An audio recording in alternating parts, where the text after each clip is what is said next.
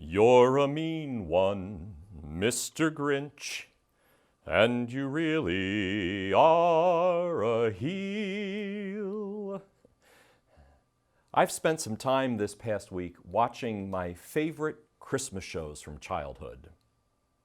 And I've noticed that when it comes to most of my favorite Christmas movies or TV shows, there's almost always a happy ending. Take, for instance, The Grinch.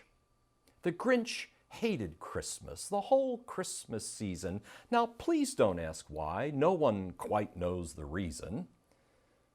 He goes down to Whoville and he steals everything. He takes everything to the top of Mount Crumpet. And what happens next?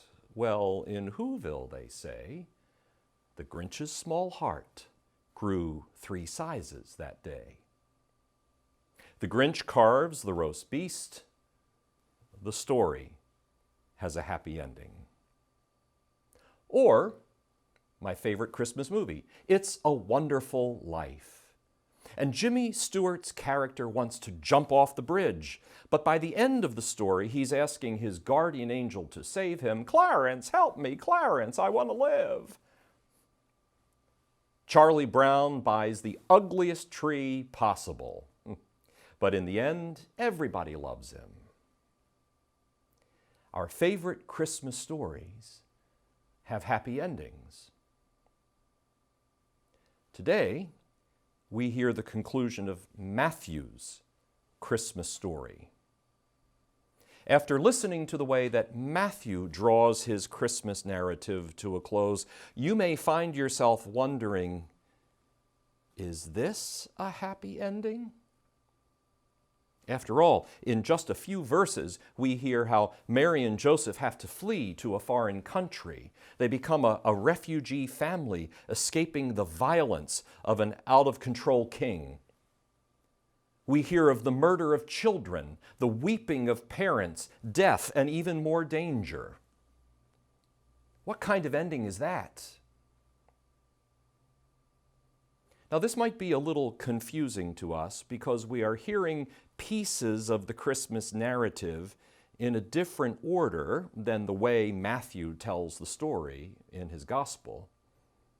Our gospel passage for today occurs after the visit of the Magi in Matthew's gospel. We will hear about the Magi when churches celebrate the Feast of the Epiphany in just a few days from now.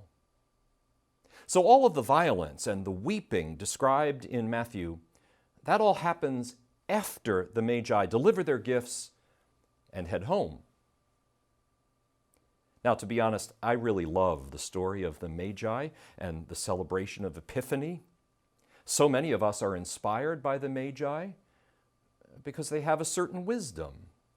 We don't call them the wise men for nothing, even though the Bible never specifically says that they were men. I have heard reports that women can be wise too. These Magi were wise enough to notice what was happening in the heavens. Apparently, not everyone was paying attention. As Matthew tells the story, it's only these wisdom figures from an eastern land who paid attention to that star, which announced that God was up to something big. So they undertake the hard journey, not quite sure where they'll end up.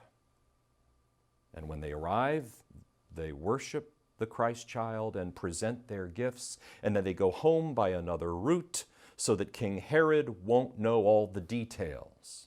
It's a lovely story about smart people, people smart enough to pay attention, people willing to go on the journey, people whose generosity inspires us to give gifts at Christmas, people smart enough to take the safe route home. You see, if Matthew's Christmas story had stopped there, we could all agree that's a happy ending. But Matthew's narrative of the birth of Christ does not end there. It ends with bloodshed and sadness and ongoing danger. You may remember that Matthew says that the Magi started their journey because they saw the star. When they kept their eye on the star, they knew the way. And then an odd thing happens. For some reason, the Magi pay a visit to King Herod, that nasty king who rules Israel. Matthew mentions that the Magi enter Herod's palace and ask, "Where is the newborn king of the Jews?" Sounds like a simple question. But why do they have to ask it? The star has been leading them all those miles. How did they lose sight of it? Did they take their eyes off of it? Did it disappear? Matthew doesn't tell us all those details. But apparently, the Magi are in some ways lost. They have to stop and ask for directions. Maybe this is proof that they're really women. Men never stop and ask for directions. But the fact that they've stopped to ask Herod for directions leads to a tragedy. When they ask King Herod their question, they tip him off to something he apparently wasn't aware of. Apparently, Herod and his advisors had not paid attention to the star announcing the arrival of the newborn king. It's the Magi who tell Herod what he doesn't know, that the Christ has been born.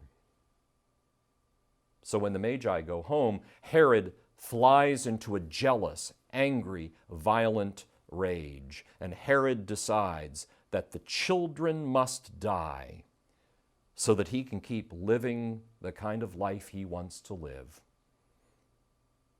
Sadly, I think this deeply flawed logic is still at work in our world today, wherever the lives of born or unborn children are put at risk. When the Magi depart from the infant Jesus, you might wish that we've come to the beautiful ending of the beautiful Christmas story. But as soon as the Magi go home, St. Joseph receives a warning in a dream. Take Mary and Joseph and flee to Egypt at once. Herod wants to kill him. And Herod sends soldiers to Bethlehem, and they slaughter every male child under the age of 2. There's wailing in the streets, heartbreak for parents. This all happens in those verses just after the Magi depart. Maybe the Magi had their happy ending. They went home by another route with happy memories of the Christ child. But back in Bethlehem, there are families whose children's lives have been ended by Herod's troops. How's that for a Christmas story? A story which ends with Joseph, Mary, Jesus as refugees from violence in Egypt, grieving families in Bethlehem, a king on a violent rampage, and some foreign wise guys headed home. Matthew is always interested in reminding us that what happens in the life of Jesus is a fulfillment of the promises which were deeply embedded in the history of the Jewish people. In recounting the massacre of the children in Bethlehem, Matthew quotes Jeremiah, who speaks of Rachel, the wife of Jacob, weeping over her lost children.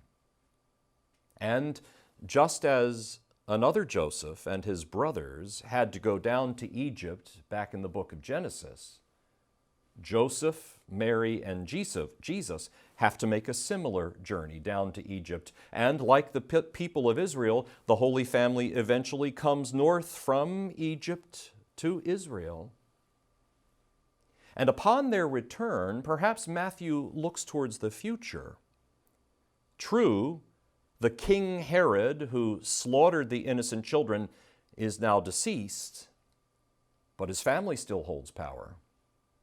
And eventually it will be a member of this same family who seeks to put Jesus, the innocent one, to death on a cross. How ominous. Okay, so I can see those biblical connections which Matthew is making. Still, Why doesn't Matthew's Christmas story give us a hallmark happy ending?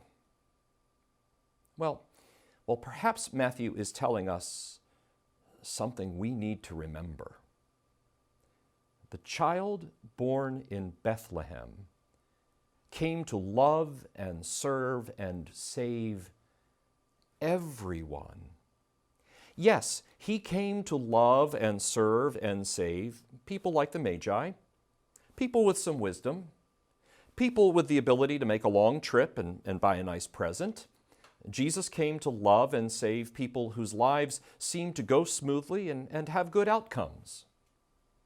And the child born in Bethlehem came to love and serve and save people like those families in Bethlehem. The moms and dads whose hearts get broken. Jesus came to love and serve and save those who die too young, those who die from violence, those who are victims of repression and jealousy and hate. And the child born in Bethlehem came to love and serve and save families. Families like his own family, who have to deal with imperfect situations or terrifying moments. He came to love and serve and save families who have to flee from one country in order to seek safety in another. He came to love and save imperfect families. And the child born in Bethlehem came to love and serve and save every person who ever feels as if their wonderful plans and dreams have been snatched away from them by a situation that's unfair, unjust, or downright scary. The child of Bethlehem comes to every one of us in our hours of darkness and struggle, disappointment, embarrassment, and fear. He comes to us to love us and guide us by his perfect light, to teach us how to love others who are struggling or fleeing or afraid. I think that the child born in Bethlehem came to love and serve and save people like King Herod and his troops, and everyone who thinks that violence is the solution to our problems. If the perfect Son of God were born into a perfect family, in a perfect way, in a perfect town, at a perfect time, then his message would probably only apply to perfect people. But the Son of God was born in a stable with animal dust in the air and the odor of shepherds at the door. The Son of God had to be hidden in a foreign country because that's where his family could find safety. Meanwhile, other families in Bethlehem wept. This narrative about the birth of Jesus reveals that God is present here and now. Yes, he's present in all that's beautiful in our lives, but the Savior is also present in every aspect of our life and our world that is struggling, suffering, staggering, screaming, streaming with tears. Jesus Christ is the light of the world, a light no darkness can extinguish.